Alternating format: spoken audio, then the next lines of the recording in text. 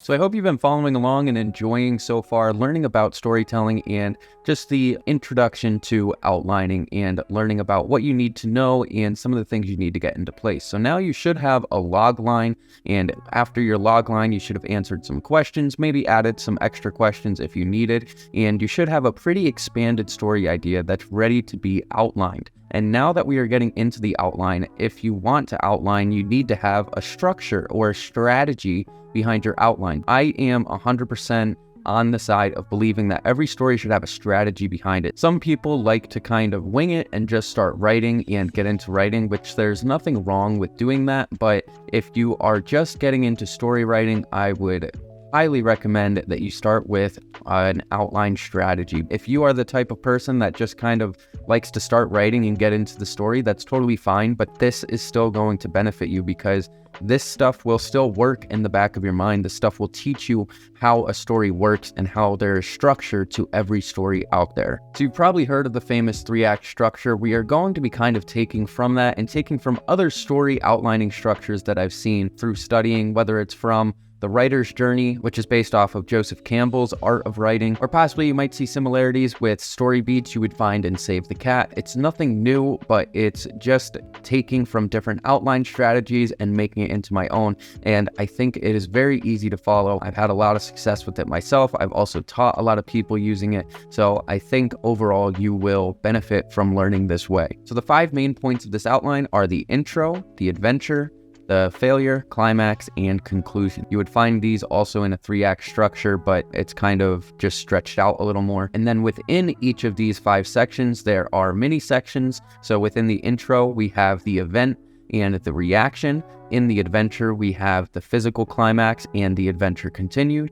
Within the failure, we have the motivation. Within the climax, we have the emotional climax. And then within the conclusion, we have the resolution. So those are all 12 parts of this story outline we will be following. And there's also going to be a few transitions in between, and I'll be talking about those as well.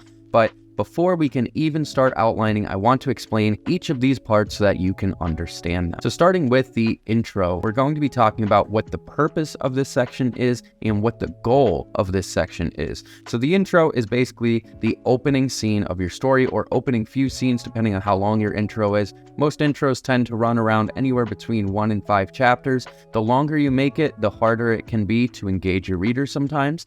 But that isn't to say that it can't be long. Some people like to have a long intro that takes up about 20-30% of their book. Other people like to have an intro that's only a chapter long. It really depends on the writer, it depends on your writing style, and it really depends on what kind of story you're telling and how you want that story to flow. The purpose of your intro should have the introduction of your main characters, introducing the setting, introducing the promise, and introducing the inciting incident. So first, you're introducing the main character. Sometimes you also introduce your villain at this time. You don't have to do that, but you can. You would also usually introduce maybe your main character's sidekick, if there is one, or his best friend, and you would introduce any other main characters that are going to be seen or significant to the rest of the story. Now, you don't have to introduce every character here. A lot of allies and antagonistic characters will be made in a later portion of the story, specifically throughout the adventure of the story. But in the intro, we need to have our main character, and basically anyone very close to him or close to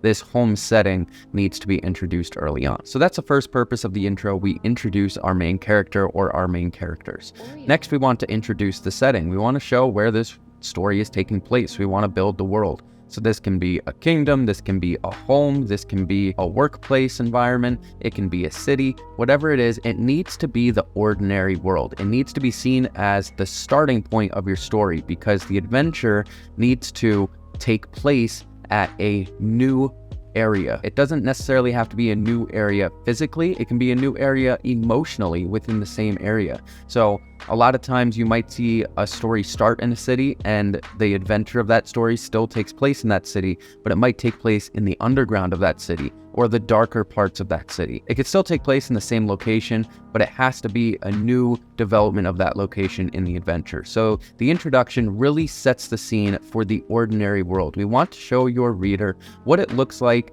as the ordinary, where your main character starts, what his everyday life looks like, what this world looks like as a normal world. We want to show what the norm is. Sometimes the norm can be something sad. It can be gloomy. It can be a dark type of place, or sometimes it could be really happy. And then we want our adventure to contrast with that and show it on the darker side or the happier side, depending on how you want the story to unfold. So we need to introduce our main characters, and then we need to introduce our setting. Next, you want to introduce the promise. You want to show that your main character has some kind of desire in life. Again, I was giving examples of this before, but your promise can be something as simple as Shrek wanting his privacy, or it can be Luke Skywalker seeking adventure outside of the stars, seeking to leave the farmlands, or it can be a promise of wanting to complete a goal in life that is separate from the goal of the plot. So whatever it is, you need to have a promise involved in your story. So maybe for my story, my servant boy, maybe he thinks that he'll never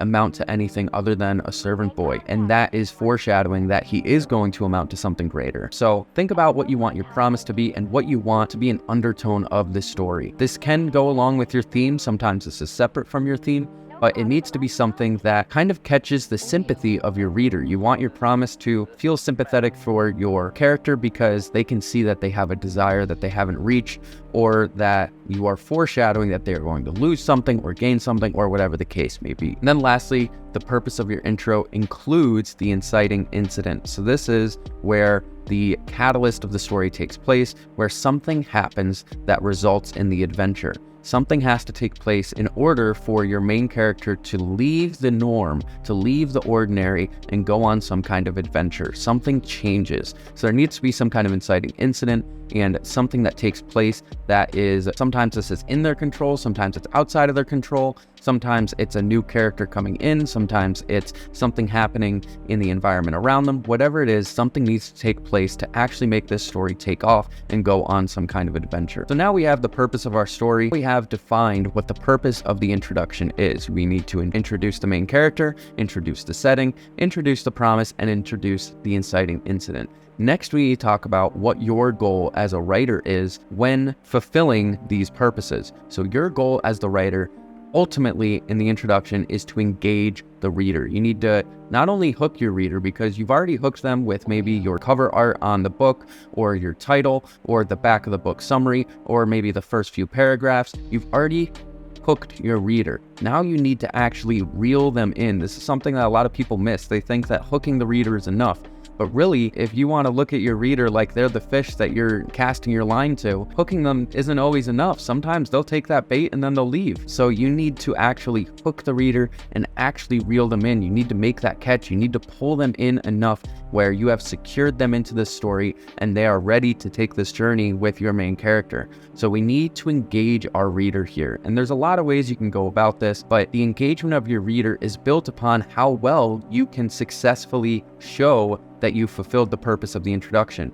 How well you can introduce these main characters, how well you can introduce this setting, how well you can introduce the promise of the story, and how well you can introduce the inciting incident. If you can do all of these things successfully and in a way that grips your reader, then you'll be able to reel them in. So that is the main focus of your introduction. That is your introduction in a nutshell. And I'm going to be going over how I build my introduction and what my introduction looks like. But before we do that, let's explain the next 4 parts of the story, just so you have an overall view of an outline, and then we'll get into actually outlining.